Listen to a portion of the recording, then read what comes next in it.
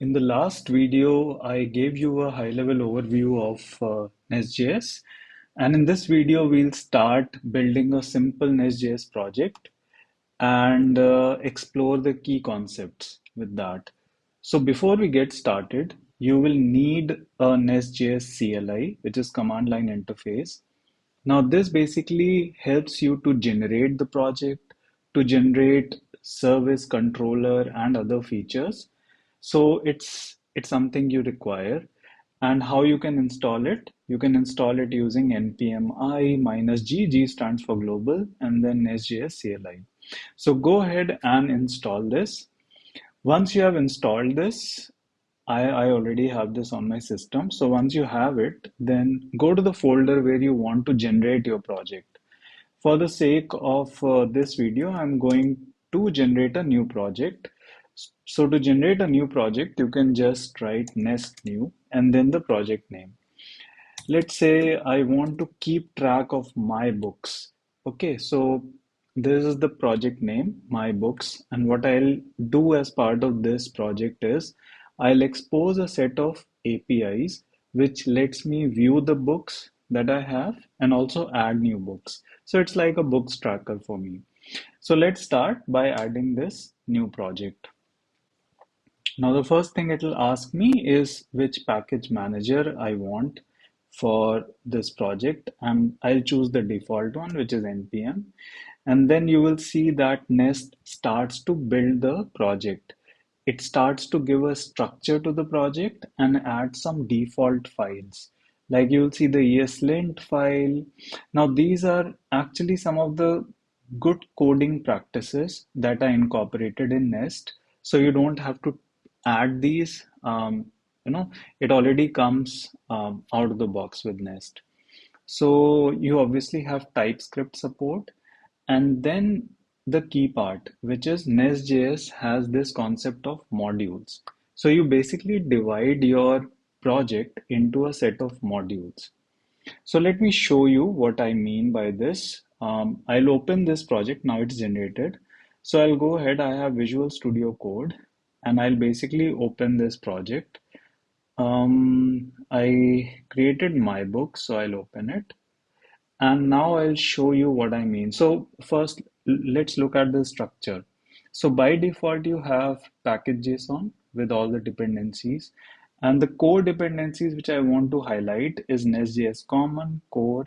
This is out of the box, right? And this has the key features that NestJS provides. Now, other things include like ESLint, configuration. You also have TypeScript configuration. Obviously, feel free to customize it, modify it, but these things come out of the box. Okay, now I want to dive a bit deeper. So you can see there are like source and test folders. Now, this is the beauty of NestJS. Whenever you generate a file, NestJS also generates the corresponding test files, which actually helps you to add unit tests, integration tests, etc. Now, I was talking about modules, right? So by default, NestJS is structured in a way that you can divide your features into modules. Each module will have its own controller and service. So let me explain this a bit more. Now, by default, you will see a app module which gets added. This is added by NestJS, and this is the key module which is called when you start the service. Now, where is it called from? So you'll see a main TS file. Now, this is the file which basically bootstraps the server. Okay, and if you see here, it actually uh, there's a Nest factory, which you will see a lot of abstractions here. So Nest.js abstracts away or hides the details from you, but behind the scene, it'll use this app module and then start the server on port 3000.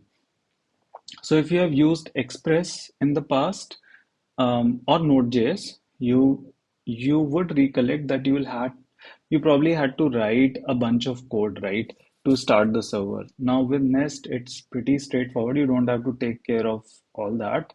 that comes out of the box, and then you have this app module. Now, each module will have a set of providers and controllers. So, what are controllers? Controllers are actually used for routing the request. So, when you add a get API or a post API, then controller will basically, let me show you app controller. So, you see a simple get API here.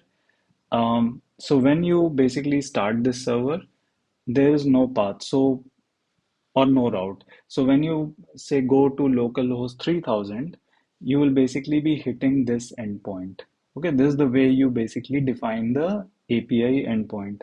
Now you could have also written, for example, if you wanted this request to come to like my books, okay, like which is localhost port and then slash my books, then you could have specified the route and the route will bring it here.